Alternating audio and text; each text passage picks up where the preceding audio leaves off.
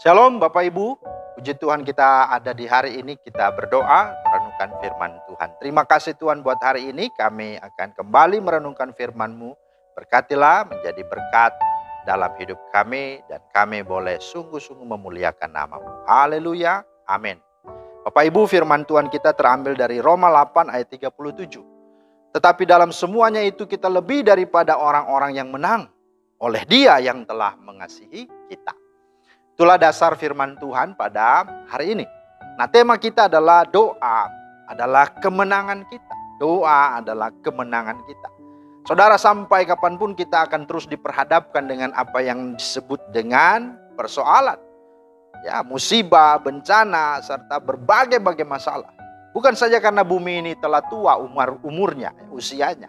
Tapi karena memang dunia sudah jatuh dalam dosa dan semakin mengalami degradasi, mengalami kemerosotan.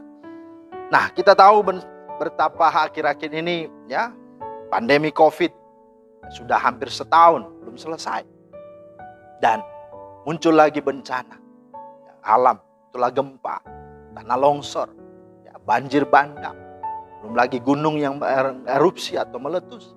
Nah, saudara-saudara, dan kita tahu bahwa akses dampak daripada itu adalah apa? Perekonomian, kehidupan sosial, kesehatan. Kemudian juga bicara tentang hukum dan politik dan seterusnya. Nah, Bapak Ibu yang dikasih Tuhan, inilah yang ada. Ada kekhawatiran, ada ketakutan, ada sebuah kegelisahan. Nah, bagaimana kita menghadapinya? Jika engkau tidak bisa menyelesaikan masalah di sekitarmu dengan berbuat, jadilah orang yang bisa memenangkan masalah di dirimu dengan berdoa. Memang hanya itu. Kalau kita tanya apa yang kita bisa buat, ya berdoa. Untuk awalnya, untuk betul-betul kita bisa menghadapinya dengan berdoa. Mengapa? Karena hanya dengan berdoa, engkau sudah memenangkan sebagian pertandingan dalam hidupmu. Serta mengalahkan sebagian musuh persoalan dalam diri. Ya. Karena pertanyaannya memang persoalan kita apa? Bencana alamkah? Ekonomikah? Politikkah? Hukumkah? Sosialkah? Orang lainkah? Bukan. Lalu apa? Masalah kita adalah diri kita itu sendiri. Apa itu? Ya, ketakutan. Ya, seorang tokoh berkata, ya takutlah kepada ketakutan itu sendiri. Karena memang itulah persoalannya. Kita takut miskin, ya, takut menderita, takut susah, takut melarat, takut kehilangan kesenangan, takut kehilangan kebahagiaan, ya takut gagal, bahkan takut kena corona, takut kena bencana. Dengan kesimpulan kita takut mati. Kan itu. Nah, pertanyaannya memang ya kita sudah mengalami semua ketakutan itu saat ini kah? Memang sekarang kita sudah miskin? Memangkah sekarang kita sudah susah? Apakah memang sekarang kita sudah melarat? Apakah memang sekarang kita gagal? Bahkan kalaupun sekarang kita kena corona, emang sekarang kita sudah mati? Kan belum. Nah, inilah yang jadi persoalannya. Inilah masalah, yaitu apa? Diri kita sendiri.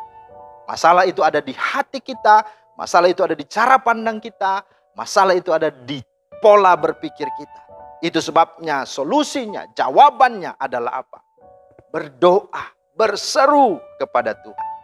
Daud berkata, waktu aku takut, aku ini percaya kepadamu. Mazmur 56 ayat 4. Waktu Daud dalam ketakutan, dia percaya kepada Tuhan. Dengan apa? Dia datang, dia berseru, dia berdoa, dia memohon akan pertolongan Tuhan. Nah, mengapa saudara? Karena yang pertama, sebab doa membuat hati ini tenang. Ya, Daud berkata, hanya dekat Allah saja aku tenang. Hanya pada Allah saja kiranya aku tenang. Sebab daripadanya lah keselamatanku, daripadanya lah harapanku. Mazmur 62 ayat 2 dan ayat 6. Maka ada lagu kan?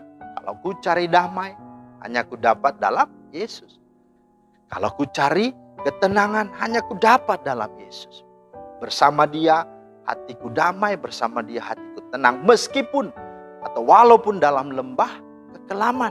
Saudara, Dialah Raja Damai. Dialah Sang pertolongan kita.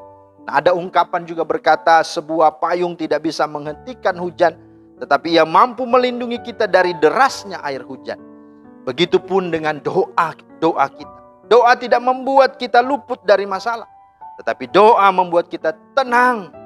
sekalipun kita berada di tengah-tengah masalah. Itulah yang kita butuhkan. Memang masalah belum selesai, tetapi hati kita mampu untuk bisa ada dan menghadapi, bahkan melewati, berkemenangan di atas segala masalah. Ini yang dialami Daniel, Sadrak, Mesak, Abednego. Tuhan tidak meluputkan dan Tuhan tidak membuat mereka tidak ada di gua singa. Daniel tetap masuk gua singa, tapi singa tidak menerkam. Begitu juga Sadrak, Mesak, Abednego. Tuhan tidak membuat mereka lari daripada perapian. Tidak. Tapi mereka tetap masuk dalam perapian. Tapi mereka tidak terbakar. Kenapa? Karena ada Tuhan Sang Immanuel. Dia menyertai. Kata Daud, sekalipun aku dalam lembah kekelaman, aku tidak takut bahaya. Sebab Tuhan beserta. Dialah ketenangan, dialah kedamaian kita. Amin. Yang kedua, mengapa kita disuruh berdoa? Karena doa membuat hati ini senang, bahagia. Sekalipun dalam penderitaan, sekalipun dalam kesusahan. Inilah yang disampaikan oleh Habakuk. Ya, ketika dia mendapatkan pergumulan persoalan terhadap bangsa Israel. Dia berkata, sekalipun pohon ara tidak berbunga, pohon anggur tidak berbuah, pohon zaitun mengecewakan, hasil-hasil tanam tidak menghasilkan. Bahkan kambing domba telah terhalau dari kurungan. Tapi apa yang dikatakan? Di dalam ayat yang ke-18. Dikatakan, namun aku akan bersorak-sorak dalam Tuhan, beria-ria di dalam Allah yang menyelamatkan aku. Allah Tuhanku itu kekuatan. Aku bersorak-sorak dan dialah Allah kekuatan. Saudara, inilah sesungguhnya rahasia doa membuat kita sukacita, bergembira karena ada suatu kuasa yang menaungi hati kita. Begitu juga dengan Paulus. Ketika dia punya sesuatu masalah, itulah sakit penyakit di dalam hidupnya. Dia berkata, dia sudah berdoa 3 kali dia berseru, tetapi Tuhan hanya berjawab dan berkata apa? Cukuplah kasih karuniaku kepadamu. Kemudian apa yang dikatakan oleh Saul? Apa dikatakan oleh Paulus? Dalam ayat 10, dalam 2 Korintus 12 dikatakan apa? Bahwa karena itu aku senang dan rela di dalam kelemahan, di dalam siksaan, di dalam kesukaran, di dalam penganiayaan dan kesesakan. Oleh karena Kristus. Sebab jika aku lemah maka aku kuat. Wah, ya, maka disitulah sungguhnya kekuatan yang Tuhan anugerahkan. Untuk bisa menerima semua keadaan. Dan yang ketiga, mengapa kita berseru berdoa? Karena doa membuat hati ini berkemenangan. Dalam Mazmur 37 ayat 5 berkata, serahkanlah hidupmu kepada Tuhan dan percayalah kepadanya dan ia akan bertindak. Jadi bukan saudara, tapi Tuhan yang bertindak. Maka ada ungkapan pujian, jikalau engkau angkat tangan, Tuhan pasti turun tangan. Ya. Maka mari kita harus sadari itu. Kemudian dalam Keluaran 14:13-14, tetapi berkatalah Musa, janganlah takut, berdirilah tetap dan lihatlah keselamatan dari Tuhan. Tuhan akan berperang untuk kamu dan kamu akan diam saja. Jadi Tuhan yang ada berhadapan dengan setiap musuh-musuh kita. Ya, bahkan dalam Mazmur 91 ayat 7. Walaupun 1000 orang rebah di sisimu dan 10.000 di sebelah kananmu, tetapi itu tidak akan menimpa engkau. Engkau hanya menontonnya saja. Wah, luar biasa. Tapi kepada siapa kemenangan itu diberikan? Ayat 14-16 berkata apa? Sungguh yang hatinya melekat kepadaku, maka aku akan meluputkannya.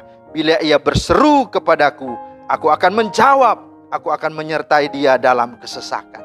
Saudara, orang-orang yang berdoalah, Tuhan beri kemenangan. Maka puji Tuhan, mari kalau kita mau berkemenangan dalam pergumulan persoalan apapun, datanglah kepada Tuhan. Masalahmu tetap ada, tapi engkau dapat mampu menjalaninya, bahkan engkau dapat menang atasnya.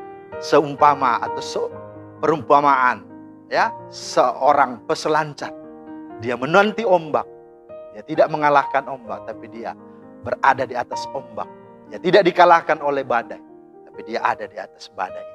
Dan itulah yang Tuhan mau bentuk dalam hidup kita, sehingga kita bisa cakap dalam segala hal. Kiranya Tuhan memberkati kita. Amin. Terima kasih Tuhan untuk firman-Mu, meteraikanlah dalam hidup kami, mampukan kami supaya kami berkemenangan. Dan kemenangan itu yang kami sungguh-sungguh dapatkan ketika kami berdoa, berseru hanya kepada-Mu. Dalam nama Tuhan Yesus. Haleluya. Amin. Demikian firman Tuhan hari ini, Bapak Ibu, menjadi berkat kita semua. Shalom.